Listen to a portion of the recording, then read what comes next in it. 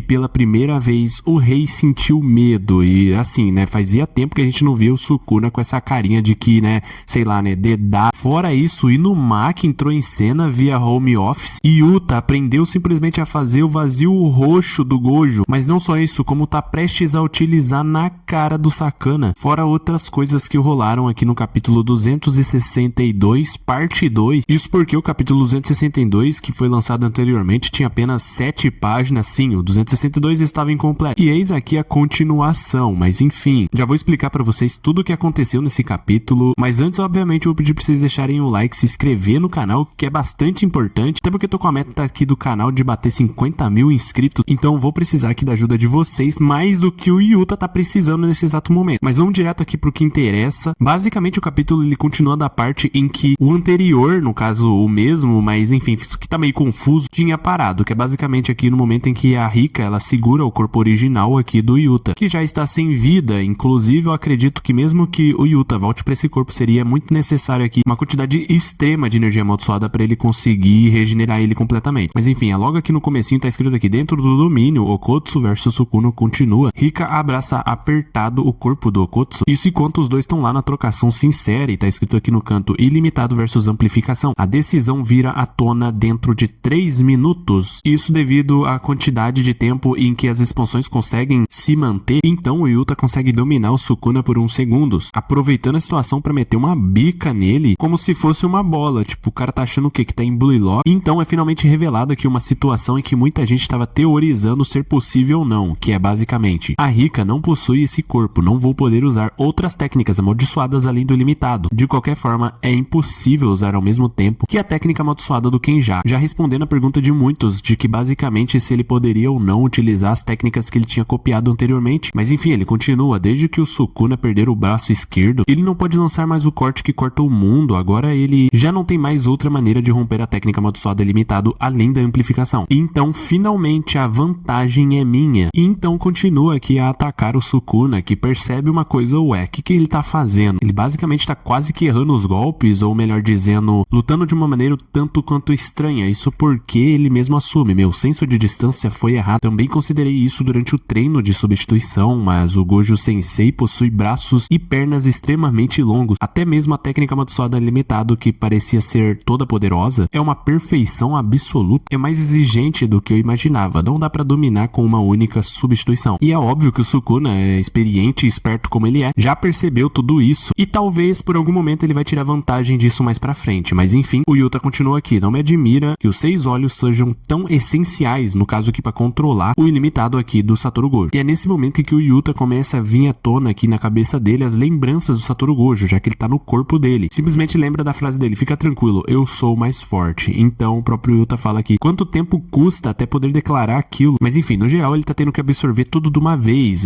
vindo aqui lembranças do Satoru Gojo, ou algumas lembranças até de técnicas que ele vai poder utilizar. Enquanto isso, como eu disse anteriormente, o Sakana fala aqui, né, ao que parece ele está tendo problemas com essa técnica amaldiçoada indomável, não é mesmo? Você tem tempo livre pra isso? Enquanto aqui desfere um golpe diretamente no Yuta, que defende, mas recebe um bom dano. E é quando o Sukuna pensa que, ouvido o Kenjaku, que a técnica amaldiçoada do Yuta é a cópia. Essa condição provavelmente envolve fazer com que o Shikigami, no caso, né, a Rika, consuma parte ou todo o corpo do alvo da técnica amaldiçoada. E isso levanta alguns questionamentos. A razão para aquele espírito da menina não estar com ele se deve ao fato de transferência de corpo? Nesse estado ele é capaz de usar outras técnicas amaldiçoadas copiadas ou nem? Ainda que possa usar as demais técnicas amaldiçoadas copiadas, já são do meu conhecimento, e o ilimitado é meramente um efeito secundário da técnica amaldiçoada do Kenjaku. Já confirmei no primeiro domínio que múltiplas técnicas amaldiçoadas copiadas não podem ser usadas ao mesmo tempo, então com exceção do ilimitado, agora o Okotsu não tem mais cartas na manga. Então é claramente perceptível que não só o Yuta tá tendo que absorver muita coisa ao mesmo tempo e raciocinar rápido, mas também o Sukuna, porque abriu diversas possibilidades do que o Yuta pode fazer. Inclusive ele continua pensando aqui: qual é o tempo limite das técnicas amaldiçoadas copiadas? Quando a técnica amaldiçoada do Kenjaku chegar ao fim, esse corpo vai ser mantido? E se o Yuta, desde o início, não estivesse pensando além desta batalha, aonde carambas ele pretende chegar? E por algum motivo, né, ele se lembra aqui, né, no caso o Yuta, de um dos sermões aqui do Gojo, dizendo aqui: sua energia amaldiçoada é desleixada. Ainda pensa que o Kusakabe não te disse nada sobre, pelo amor de Deus. Enquanto os outros falam que você tá sendo muito rigoroso com o Yuta, e ser rigoroso só com ele tá nos magoando um pouco. pouco, porque tá só exigindo de um. Mas no geral, como eu disse, por algum motivo ele teve essa lembrança. E bom, tem a minha teoria. Basicamente ele fala aqui que sua energia amaldiçoada é desleixada, dando um sermão aqui no Yuta. Significa, por um breve momento, ele pensou que talvez futuramente, durante essa batalha, ele venha a pecar neste exato ponto em que o Gojo percebeu. Mas enfim, ele continua aqui com cuidado, uma por uma, leia as memórias do corpo do Gojo, e é nesse momento em que ele aprende, ou melhor dizendo, lembra de como se faz aqui o vazio roxo. Então ele começa aqui citando 9 cordas, luz polarizada, e no momento em que ele ia completar, simplesmente o Sukuna atrapalha, metendo um socão na cara dele, jogando ele pra longe, atingindo os ossos aqui do Santuário Malevolente, enquanto ele pensa aqui, por que Satoru Gojo acabou tendo que usar o vazio roxo daquele jeito no final? Ele não é capaz de compreender isso? Não vou dar nenhuma abertura para carregar o vazio roxo. O Sukuna ainda tá alerta. Nas cópias, talvez esteja cauteloso com técnicas amaldiçoadas além do limitado, mas aposto que você imagina que eu não posso usar 2 técnicas amaldiçoadas copiadas ao mesmo tempo. Por isso que mesmo que seja fácil de tomar contramedidas contra essa técnica amaldiçoada com você dentro do vazio mensurável, ainda assim vai funcionar. Então ele utiliza aqui a técnica do Gojo, o Azu, e atrai um monte de objetos para perto do Sakana. Dentre esses objetos aparece aqui simplesmente um gravador que através dele é despausado aqui um áudio dizendo não se mova. Sim, o Inumaki tá aqui participando dessa luta via, digamos assim, home office, igual eu disse lá no começo do vídeo. Ele gravou essa mesma fala amaldiçoada que ele utilizou, então no momento em que ela é usada no alvo, ele sofre as consequências, e todas as consequências variam aqui de acordo com o adversário em que ele utilizou essa técnica. Por exemplo aqui, o Sukuna, um cara extremamente poderoso, mas devido a um monte de batalhas frente a frente com diversos xamãs poderosos, inclusive o próprio Satoru Gojo, ele já gastou bastante energia amaldiçoada, cansou pra caramba, e mesmo assim o Inumaki sofreu aqui graves danos, mostrando que o Sukuna tem muito ainda pra entregar. E sim, pelo que parece, a técnica funcionou no Sukuna, porque basicamente o Yuta está prestes a atacar ele e ele tá aqui virado ainda, travadão. Então o Yuta continua, 9 cordas, luz polarizada, técnica do vazio roxo, e utiliza diretamente aqui, digamos, a queima-roupa no Sukuna, não tem como ele desviar. Então aqui no final ainda é dito, dispare a técnica secreta do seu professor. E teremos capítulo semana que vem, porque Jujutsu Kaisen está de volta finalmente, Gege Akutami voltou aqui ativa para esse mangá incrível, que inclusive, justamente nesse final de capítulo, o Sukuna está completamente travado e o Yuta desferindo aqui um ataque extremamente poderoso diretamente, ou seja,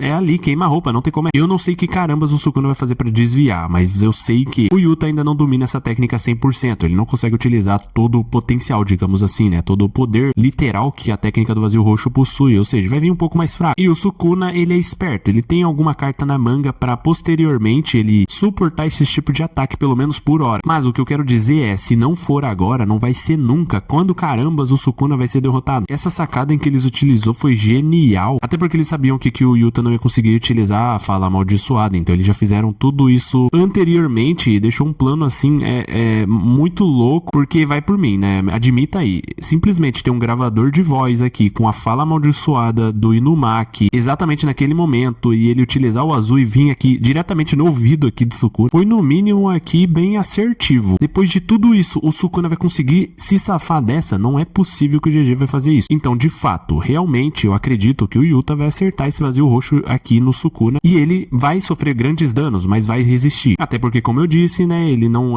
sabe utilizar o vazio roxo com total eficácia, com toda a força que ele poderia utilizar. Mas enfim, deixem aí a opinião de vocês aí embaixo, se por acaso, né, o roteiro malevolente vai aparecer novamente, ou se por acaso não, o Inumaki se sacrificou, entre aspas, nisso tudo, então o Yuta não vai simplesmente errar esse vazio roxo que tá na cara dele, né? Então comenta aí embaixo, né, se vocês concordam comigo, se vocês têm uma teoria, comenta aí que eu também vou estar dando uma olhada. Além do mais, deixa o like, se inscreve no canal ativando as notificações para quando lançar aqui o novo capítulo de Jujutsu Kaisen. É isso e até a próxima. E pra vocês que ficaram até o final, já aviso aí que no comentário fixado tem o link da review do capítulo anterior, que na verdade é o mesmo capítulo, enfim, né? Até porque, como eu disse, né, que vocês acabaram de assistir, é uma continuação desse capítulo aqui em que eu tô mostrando essa imagem. Reformulando, né, o link tá aí no comentário fixado, enfim, é só isso mesmo.